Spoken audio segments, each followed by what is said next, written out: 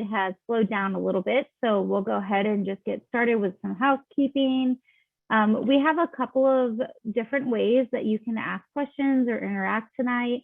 Definitely feel free to use the chat function if you'd like to, add a comment or a question on anything. And then we also have the Q&A function. So if you move your mouse around and toggle on the presentation, you'll see Q&A, and you can submit questions to us there, and we can answer them as well.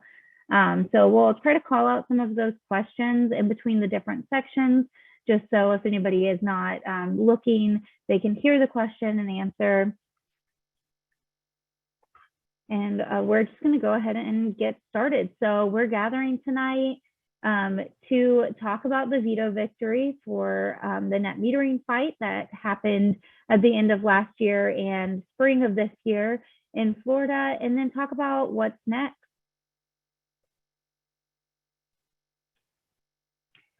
So some housekeeping, definitely join the audio and let us know if you have any issues hearing us, if I sound correctly or far away or anything. And then, as I said, you can submit your questions in the chat or in the Q&A function. And then please note that this webinar is being recorded. We have a lot of people who RSVP'd and maybe won't be able to make it with us tonight, but want to listen to this at a later date. And then, of course, little introduction of who we are. So my name is Heaven Campbell. I'm the Florida Program Director for Solar United Neighbors. We also have a few different staff members attending this evening to help with questions and answers. And you'll see some co-hosts here. Alexis Miller is our engagement and community outreach specialist for our region. She's been with us for years and is amazing. And then Laura Telez is our South Florida program coordinator, who is running all of our co-ops and engagement programming in South Florida. So she's also amazing. I'm sure some familiar faces for y'all. And Solar United Neighbors, we're a national nonprofit. We're C3, and we are vendor neutral. We are not, a solar install company or sales company, but that is our main programming, helping you lovely folks go solar and helping bring people together and fight for their energy rights. So we'll really be focusing on that third arm of our programming, Fight for Your Energy Rights, tonight. Just a little bit of context and background on us. We got started in DC in 2007, very quickly started expanding across the Mid-Atlantic. Our national impact, we're in over 12 states, including a couple territories now, or the District of Columbia and Puerto Rico, which is exciting. We've helped thousands of families go solar across all of our states, even states that we don't have on the ground programming in. This is about 57 megawatts of solar that we've helped install directly through our programming, even more outside, and educated over 50,000 people.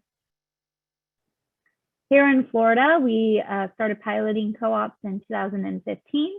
We've helped over 2,000 families go solar directly through our programming.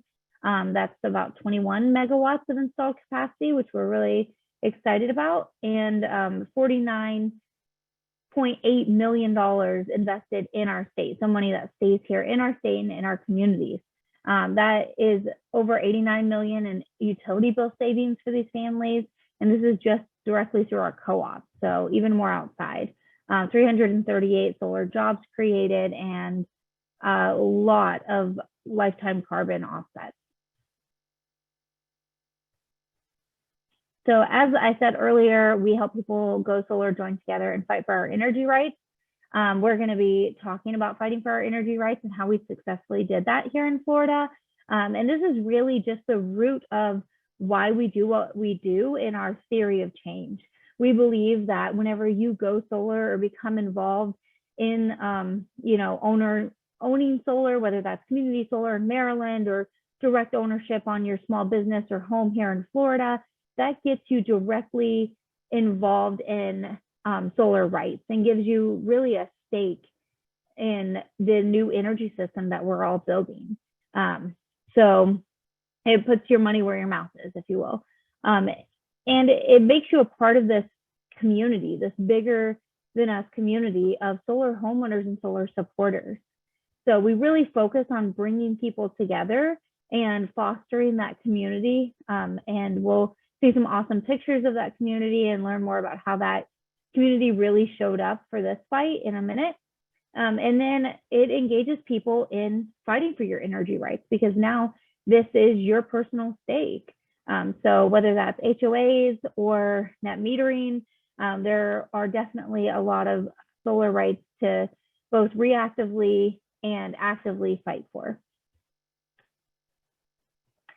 So I want to take just a quick moment to, all of us take a deep breath and celebrate that we won. We did this unimaginable thing by winning this David and Goliath fight. So I don't know if this is going to work, but we have this cute little GIF that shows some of the stats and some pictures from our amazing solar rally that we had.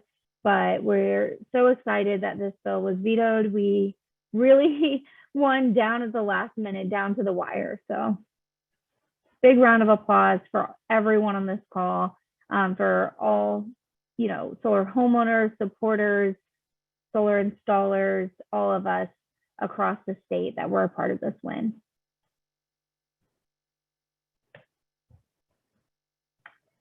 So the first part of tonight's presentation, I wanted to talk a little bit about this veto victory and how we won, and then talk about, what we were up against and then what's next. So that's kind of the agenda for tonight. A little bit of a recap and stage setting. So this is one of my favorite pictures from the rally that we hosted in Tallahassee. And I think it's also a really good kind of synopsis of how we won and how we had won past fights and knew that we were going to win this one, or had that, go-getter attitude. This being the sign here that, solar being the industry, the supporters, the homeowners, we won the first fight, the second fight, and we're going to win this fight. And that being just the collective that we are not going down without a fight, and we are going to speak out and speak up for our rights. So I thought this sign was really indicative of the spirit that we bring to these fights against a Goliath opponent, as I said. So getting into the nitty gritty of how we won, looking specifically at, the messaging and how we won from that front, we really took a very inclusive, bipartisan approach to how we messaged around this fight. And made sure to bring everyone to the table, because Florida is a very diverse state. And we know, we help people across the state go solar. So we know, and I think that most solar supporters get it, that people go solar for so many different reasons. People go solar largely to control their utility bills. Although we have some of the lowest per kilowatt hour pricing in the nation, some places have 25 cent per kilowatt hour pricing. Here in Florida, we range from usually like 8 to 16 cents. Some municipalities can be up to 16 cent per kilowatt hour, but most of it's, in between there. 11 is a common cent per kilowatt hour. But even though we have that low per kilowatt hour pricing, we have some of the highest bills in the Southeast. And that's because we are heavy energy users. We're both summer and winter peakers. We like to run our ACs, we like to run our heaters.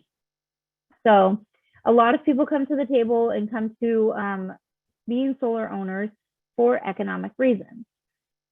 We also know that some people, really have this lens of energy security and locality. I want my energy to be produced right here in my own backyard. And I want that resilience, that energy security that brings. I have greater control over my utility bill. And have, greater control over having power in the face of a storm, or even just, an everyday power outage. Maybe there was a car crash down the road or whatever that may be. And then, some people have loads that they can't, critical loads at home that they can't be without power. So really, solar is for everyone. So many people have different reasons that they choose solar. A lot of people choose it for environmental reasons and conservation reasons. But I think we covered all of those bases. So we talked about how this is an equitable way for people to control their utility bills, and had some really awesome op-eds like this NAACP op-ed that combated some of the false myths that were being perpetuated by the utility companies.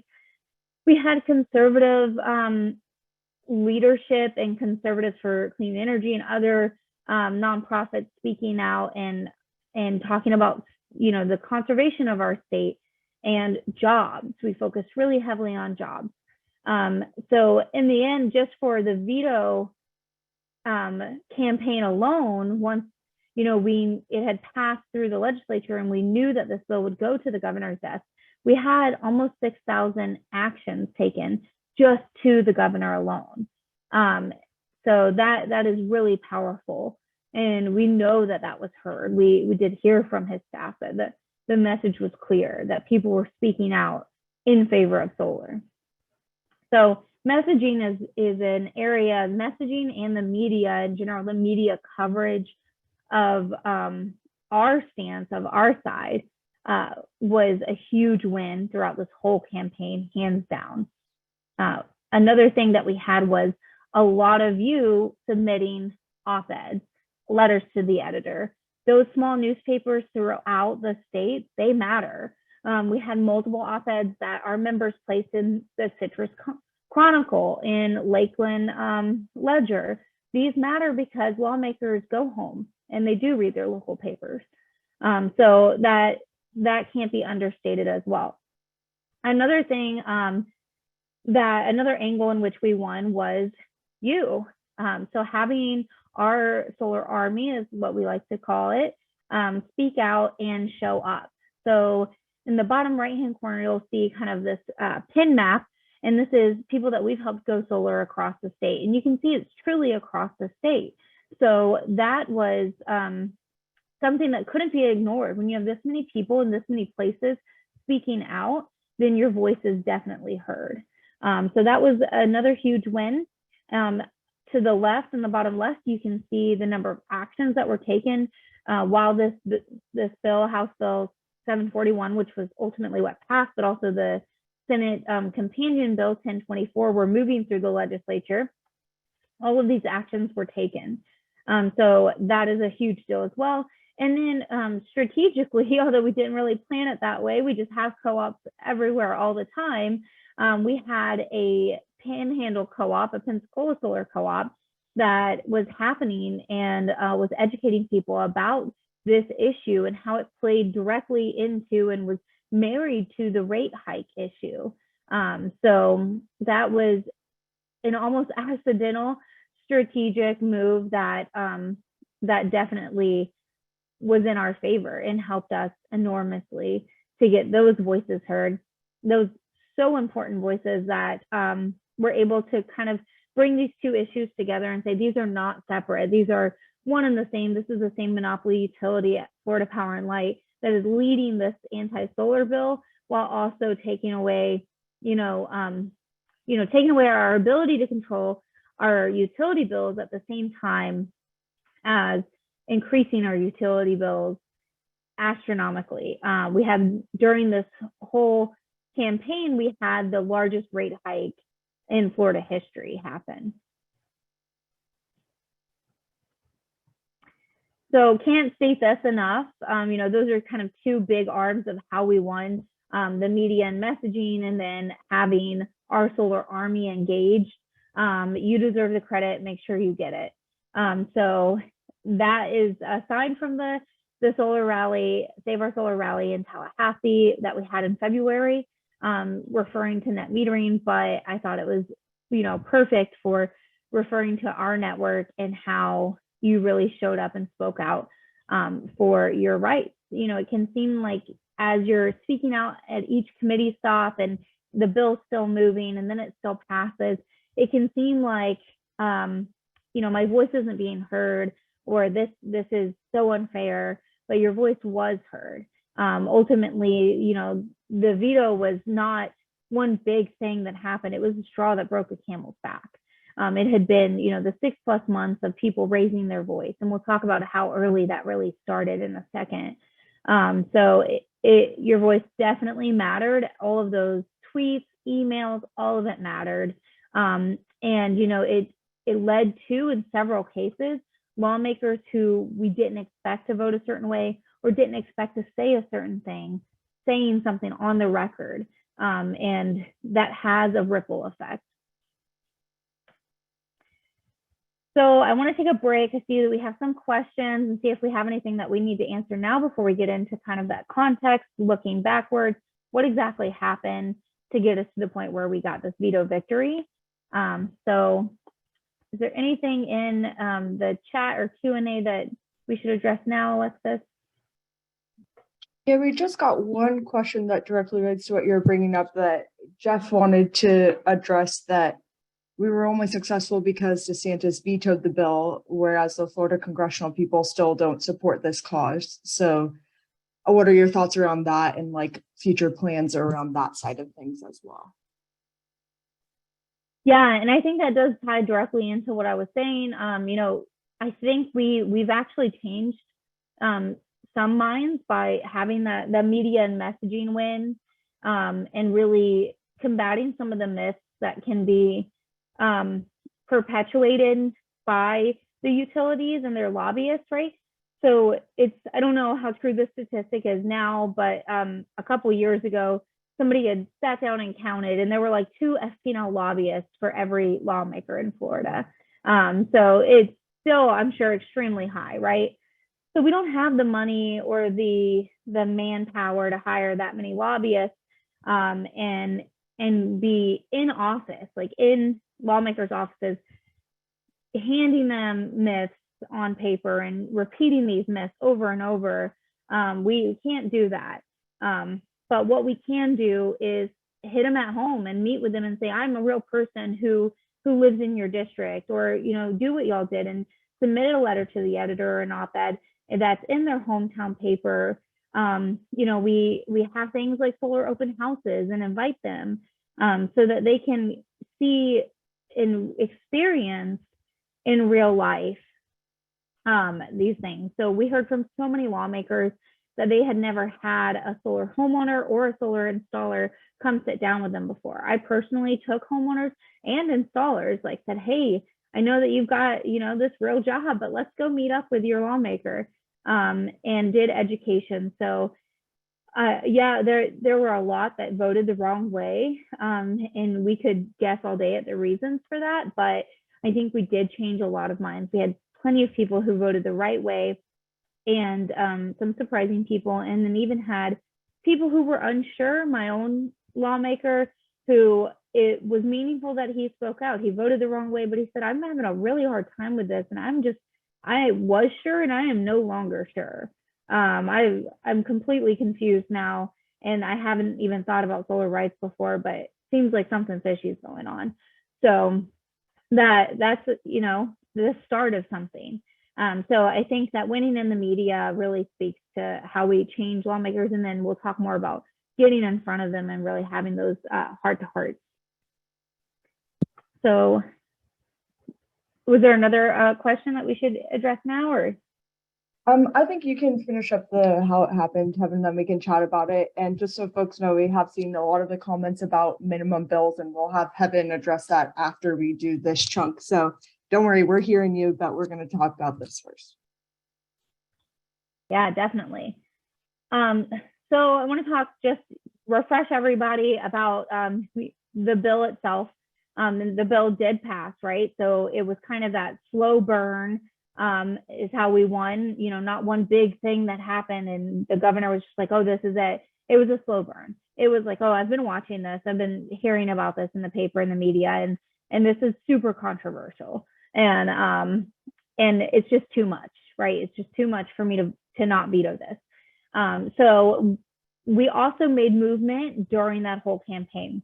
So whenever it was filed, this was one of the worst net metering bills, anti-net metering bills that we've seen in the nation. It was instantaneous netting, which is, in our opinion, not even net metering, and is a mess to try and understand, period. Like the literacy that would be involved in understanding instantaneous netting, you would need to be a policy guru or a mathematician. So instantaneous netting beginning January 1st, 2023, also a green flag for utilities to impose fixed charges pretty much immediately, right? January 1st, 2023, and no cap on those fixed charges.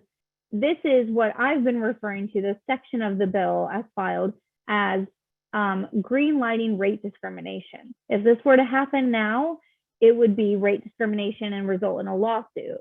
That's why it doesn't happen now. This was legalizing rate discrimination, one of the more egregious points of the bill. And then 10-year grandfathering, which probably also would have resulted in a class action lawsuit because of the financing implications there for existing net metering customers, right? A lot of people have longer than 10 years of a loan product, so that would have been a mess. Where we ended up was that we would keep full retail net metering until 2024. This included a utility inserted clause that they could get lost revenue recovery during this time, which would be on the backs of ratepayers and is commonly just referred to as cost recovery. Probably one of the worst parts of the bill where it ended. And then a step down from 75% to 60 to 50, and then would end at basically avoided costs. And there was also a kill clause, is what I call this part, a loophole, that if the utility penetration was expected, so not even had to really get there to 6.5%, but expected to be 6.5%, then the Public Service Commission could be petitioned to immediately go to avoided costs. So we did expect them to try and use that kill clause or loophole. Again, they would have to go to the Public Service Commission for the fixed charges, but allowed for fixed charges with no cap. That was actually a point that the governor spoke to that he really didn't like and couldn't get behind, was the no cap fixed charges. And then there was a small clause that the investor-owned utilities could do some better programming if they wanted to. And, our feeling, our read of that was that there were some utilities who weren't completely behind this. This is just a graph to show you what that would have looked like. The step down model and those kind of storm clouds are where they had some loopholes in there. This would also go from our annual netting. So you roll over your credits month to month.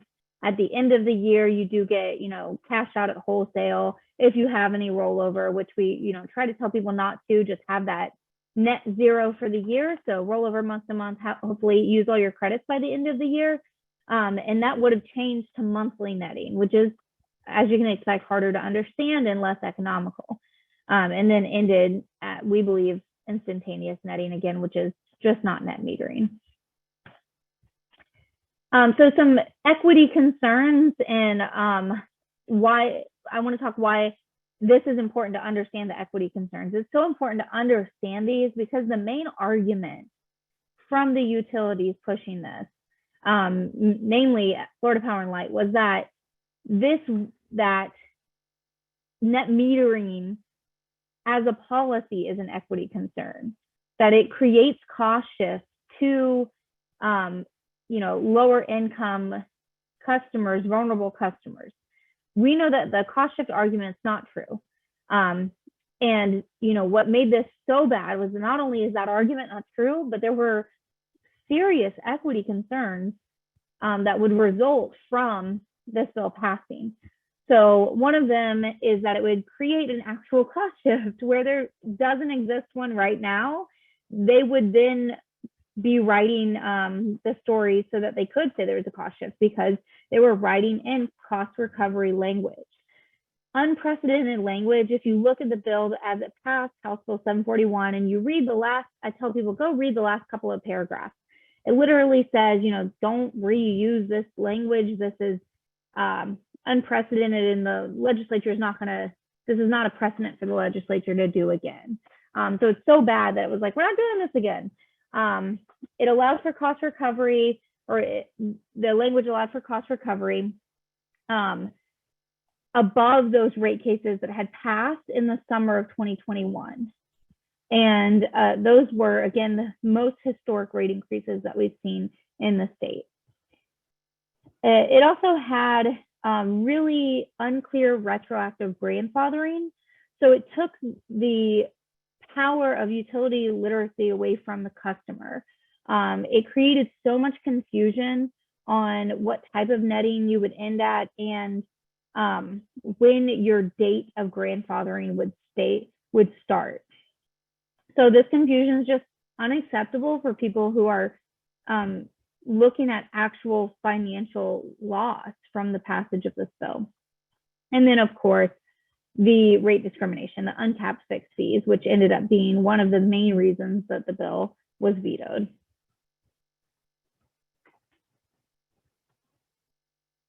All right, I'm going to pause again to take some questions. And then we'll talk more about net metering in general and why we have to protect this, and then what's next. I think that there have been some questions around the minimum bills, and I can kind of address that right now. The minimum bills were passed as part of that rate increase at the Public Service Commission in the summer of 2021. So every 3 years, the utilities go to the Public Service Commission and have a quasi-judicial process where they request rate increases, and they set forth their new rates. They can request a rate decrease. We just don't see that happening. So they request these new rates, and they have to justify at the Public Service Commission why they need these new rates. So we said several times during this net metering campaign that we did not see solar net metering brought up as a reason they needed higher bills during the rate cases. And that's because at the Public Service Commission, they have to submit data, they have to back up their claims, and they can't do that. So that's why they took it to the legislature, not the Public Service Commission, where they couldn't prove it. And the Public Service Commission in 2020 had already kind of shut them down on this and said, we need more net metering, more distributed solar, not less.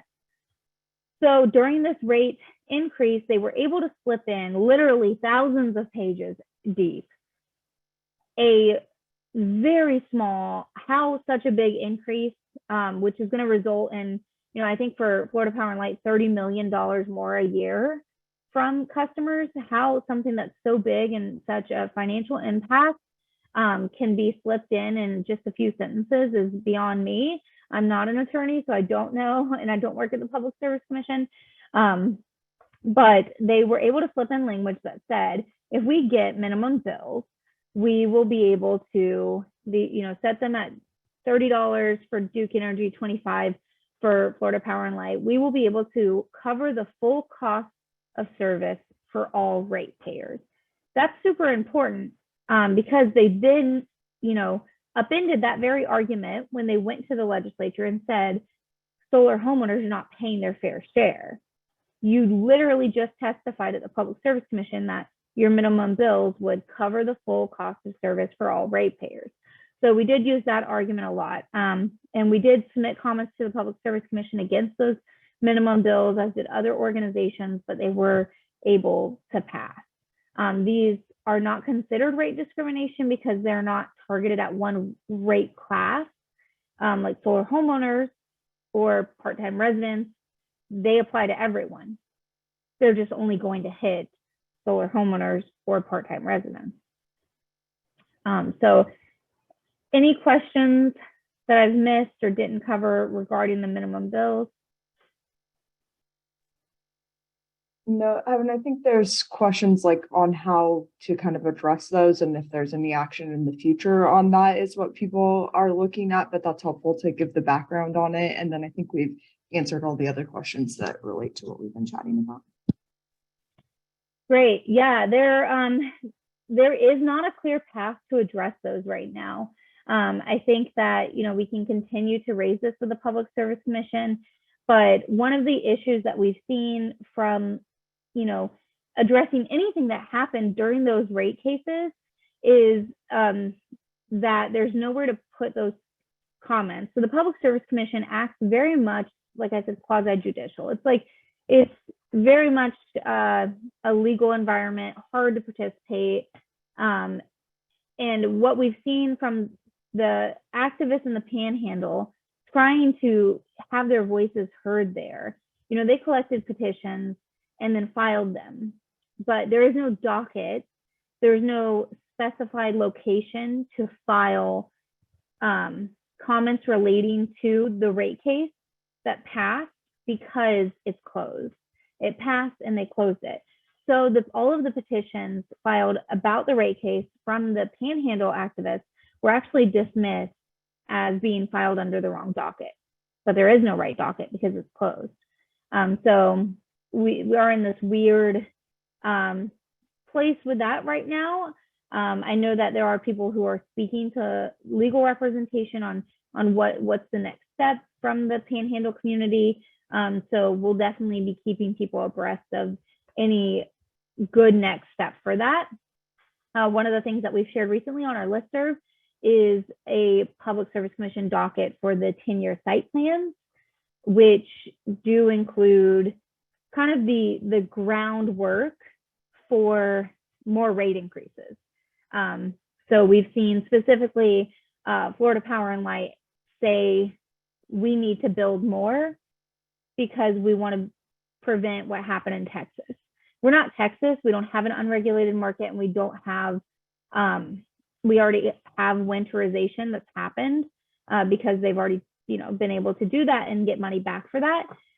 So it's really a false premise. We submitted comments, and a lot of people have spoken out and submitted comments against that 10-year site plan. But the reason that, and we shared action alerts on our listserv for how to take action against that, the reason that that's important is because that will then be the basis for a rate increase at a rate case in the future.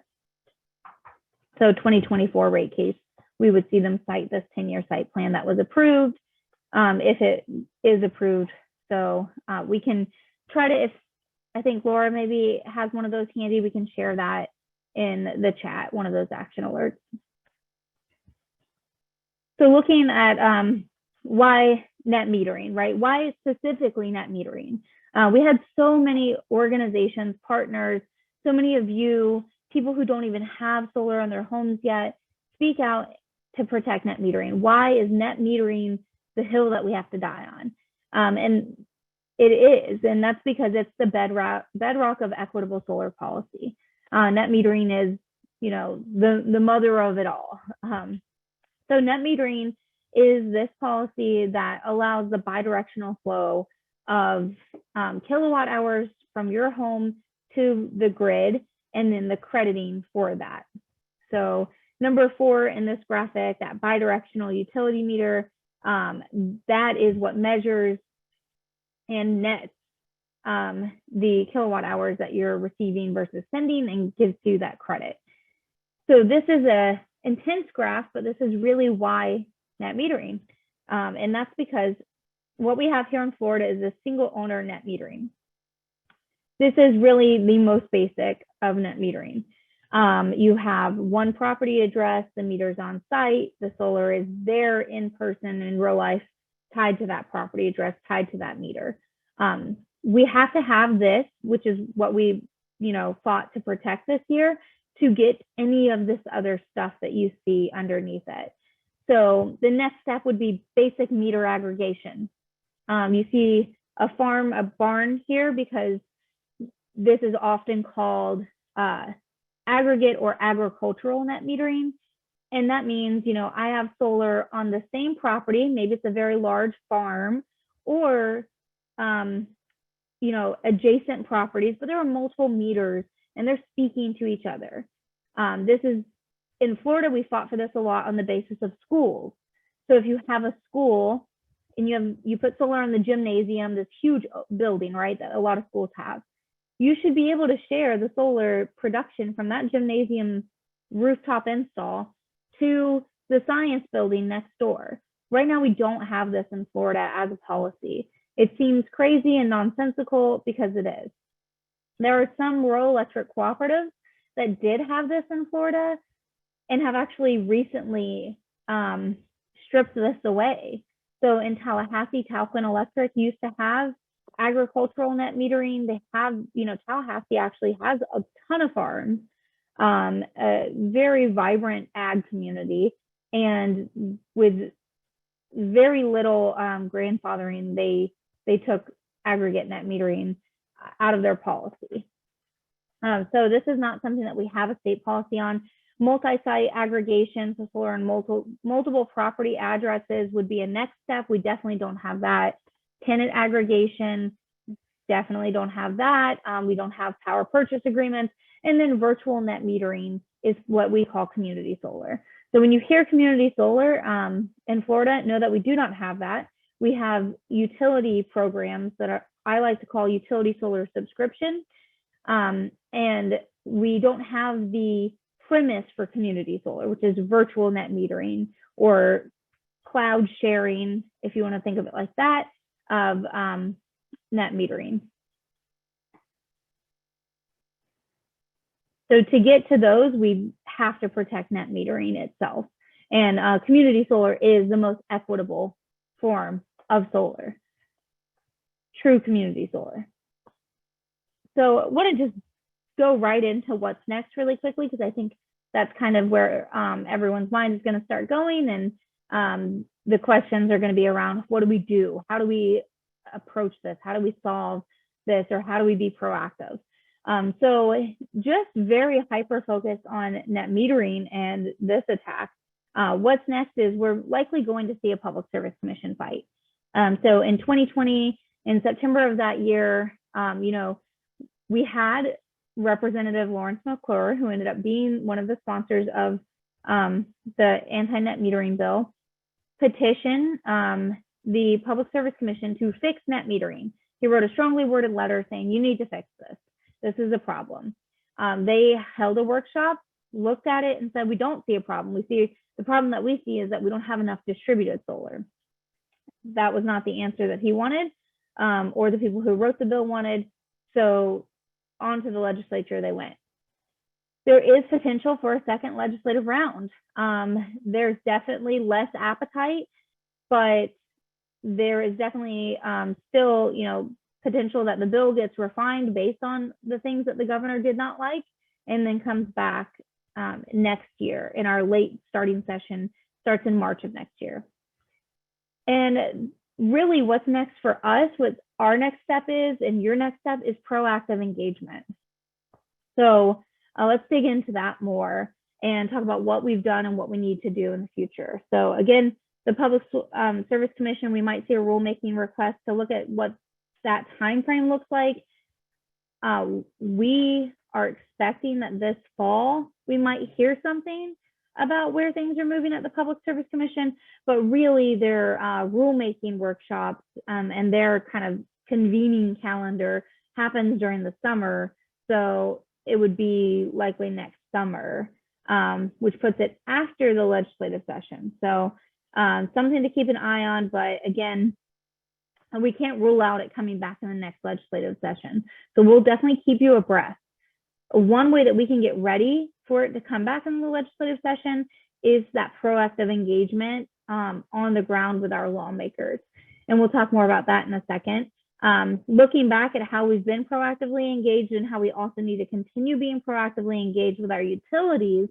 Yes, we don't have a lot of control over the investor-owned utilities, and they're for-profit and definitely motivated by build, and bill. So where do we have control? Our locus of control is with our munis and our RECs, our rural electric cooperatives. The IOUs, the investor-owned utilities like Florida Power and Light, are pressuring more progressive municipal utilities to upend net metering. So we saw an anti-net metering survey released by the Orlando Utilities Commission the same day Florida Power and Light used the same survey to their customers. So our first, battle of this net metering fight was actually way back in October at OUC. So this is a picture from that. We showed up in person at a utility board commission in Orlando and said, we're on to you. We're not going to let you take away net metering. So being proactively engaged with our municipal utilities and raising our voice, because our voices actually matter there, matter a lot. And rural electric cooperatives and protecting net metering there, that is definitely a first step. And I would say specifically, we have to look out for those progressive, really great retail net metering utilities like City of Tallahassee and Orlando Utility Commission, OUC, Winter Park Utilities. We are involved in almost all the municipal utilities because we've held co-ops everywhere. We can definitely help you engage with your local utility. Just reach out to us. And then we are still fighting JEA for their end of their net metering program. So still encouraging them to rectify that. And as we saw from investigative journalism during this net metering campaign, that was connected. It was not, 5 steps away from FP&L. It was 1 step away from FP&L and very much connected to all of this. So other proactive engagement.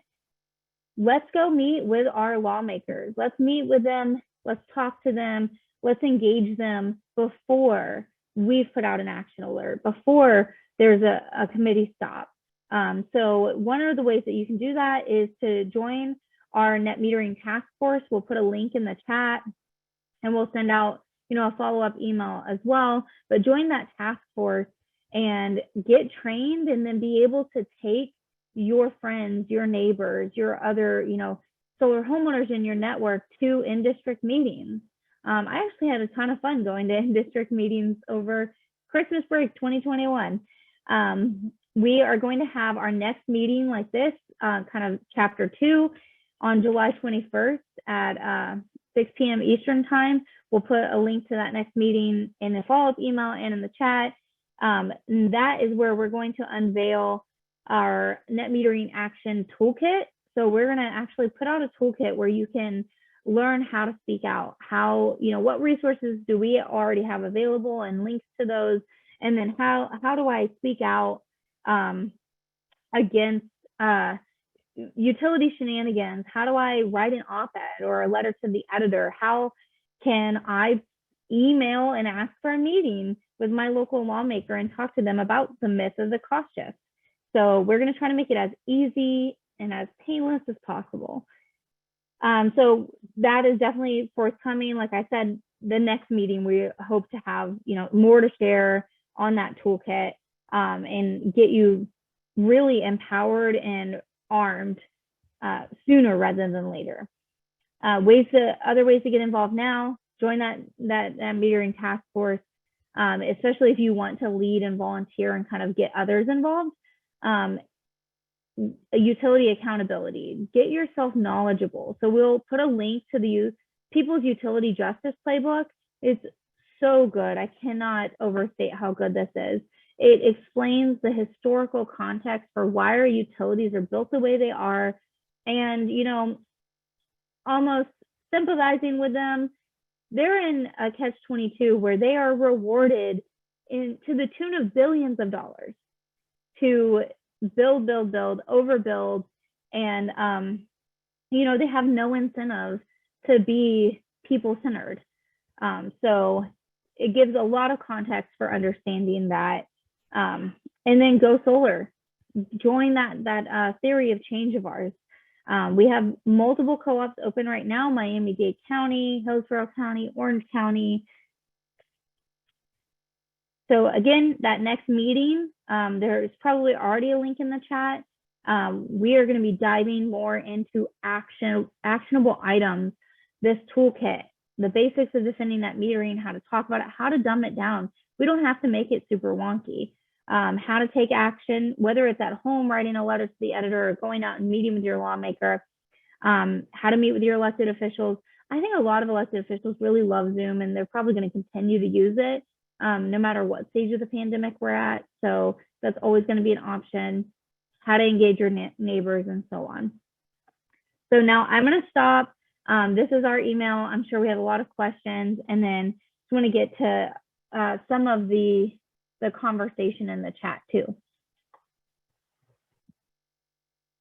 Yeah, thanks so much, Heaven, and feel free, folks. I think we've been doing a pretty good job keeping up, but if you have any questions that have come up now, please feel free to drop them into the Q&A or the chat, and I'll share them with Heaven.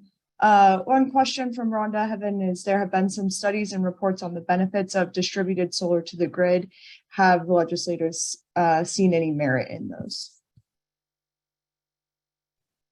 That's a great question. I think, all of us are, especially people who invest in solar, right? We're all superstars. We're all commonsensical, really logical people. And I think that for us, it's like a study makes perfect sense. You see these studies come out of Michigan and other states, and it's just so straightforward, like this is the value of solar, period. But that doesn't always work in Florida. So we've done a couple different reports. The state of rooftop solar in Florida, we produced with Vote Solar during the Public Service Commission fight, and a huge study that we should continue to point to was from the Washington Economics Group and was commissioned by the Conservatives for Clean Energy about the economic impact of solar in Florida. It's this $18+ billion industry.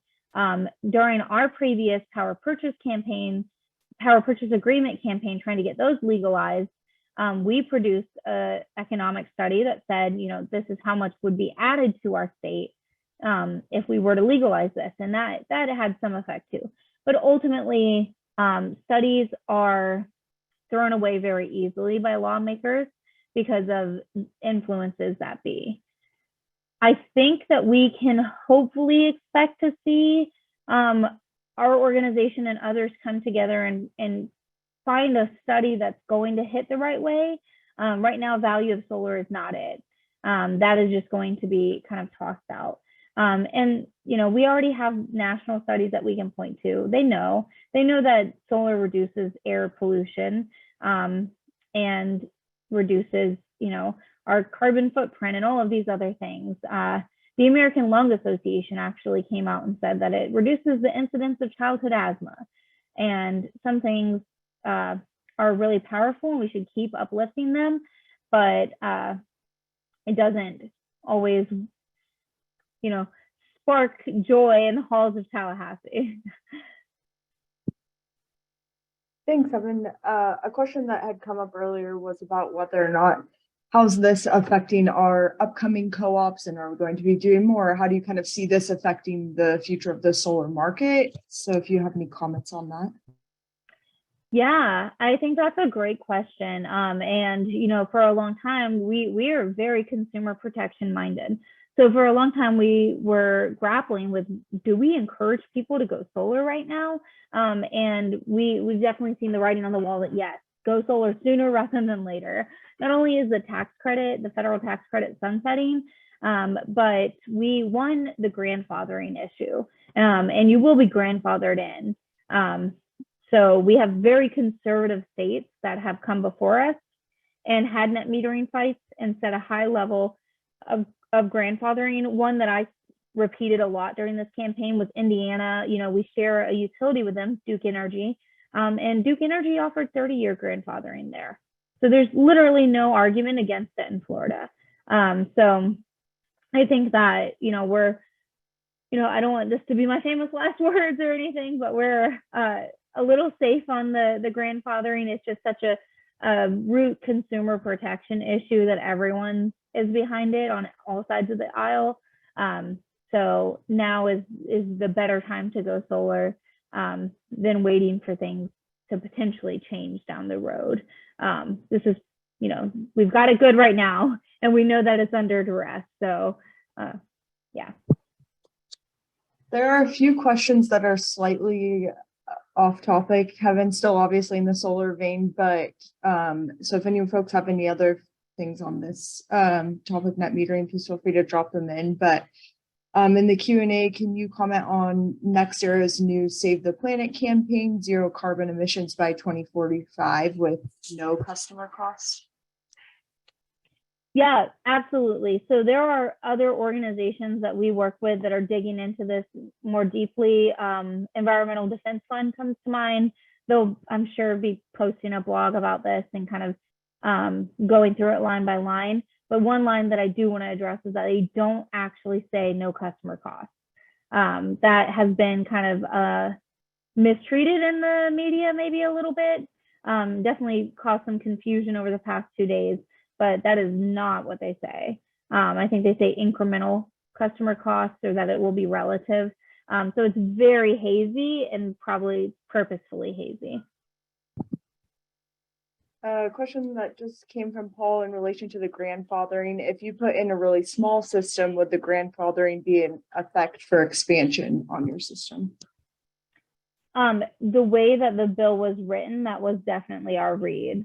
So of course that bill is now gone, but the way that it was written, our read was it would reset. And then Walter asked, how can local communities pursue the instant solar permitting app that was instituted last year by the USDOE and NREL? I don't know if you know anything about that, Heather. Yeah, absolutely. So SEIA, the Solar Energy Industries Association, has a lot of great information on their website, the National Industry Association. We probably have some on ours as well, but we did some posts about this and really encouraged it. But there are two things that we would encourage people to just really low-hanging fruit bring to their municipality or county or permitting office at any time. And one of those is SolSmart. If your community is not already a designated a designee for SolSmart, ask them to take advantage of this free consulting. And that's to help streamline permitting practices. And then Solar App, which is what they were referring to. Solar App has, last I heard, only been picked up by 12 jurisdictions. So a lot of room for growth there. Solar App is allowed in Florida. It's really awesome. It's a third-party streamlined process for approving solar permits.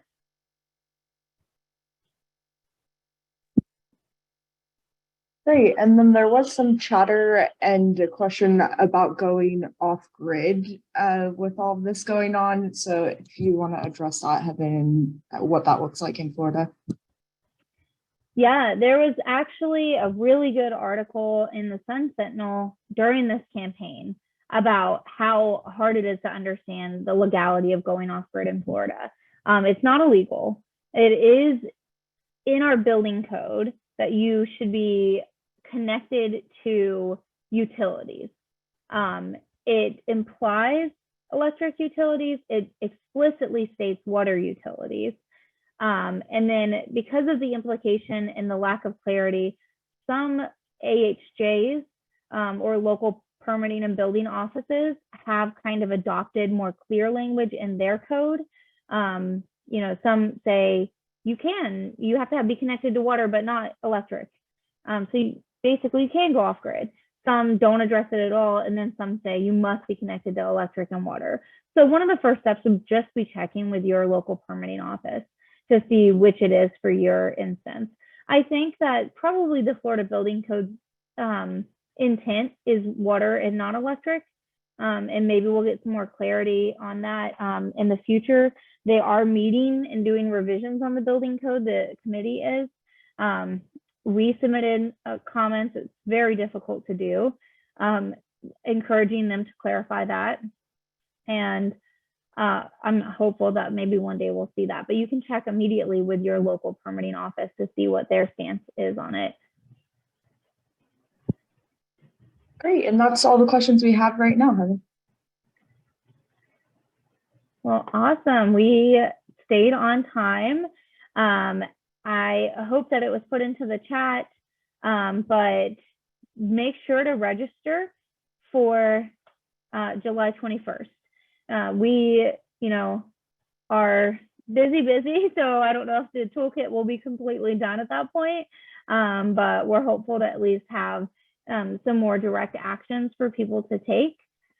So register for July 21st. That's kind of the next step. We talked about how we won, what we were up against, what the next steps are that we see coming, and we're going to start doing it. We need to start doing that proactive engagement. So join the net metering task force and register for that next meeting, and let's start putting pedal to the metal and actively engaging before we have like I said, a committee stop or some specific attack happening. So this is the dream, right? The organized dream, to be ready beforehand. So we definitely want to bring you along and have you be a part of that. And then all of us feel more empowered and less reactive whenever something happens. And this is also how we build power for making those positive changes. So thanks everybody for your time tonight. Feel free to reach out to us, Florida team at solarunitedneighbors.org. And we are really grateful. I see the chat blowing up again, but we're so grateful for everyone being a part of this campaign with us.